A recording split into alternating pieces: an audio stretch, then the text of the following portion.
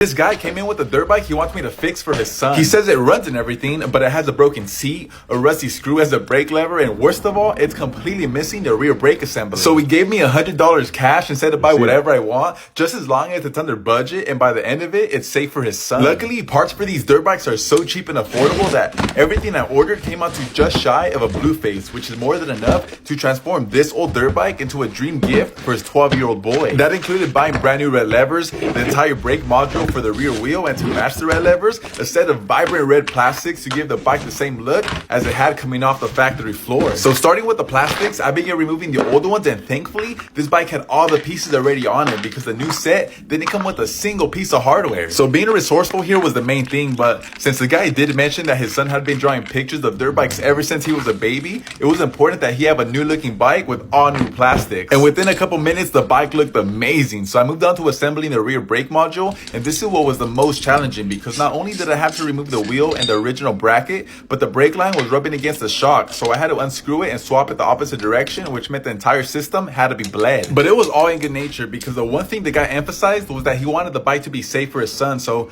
once everything was working the way it should be, the final step was to install the new levers, which looked and felt amazing. So with the new levers, the new set of plastics, and the all new brake assembly, we turned this bike into a perfect gift while maintaining a $100 budget. But at the end of the day, it wasn't just about saving money or repairing what was broken, you know? It was about bringing joy to a young boy and his dad with the all-new dirt bike.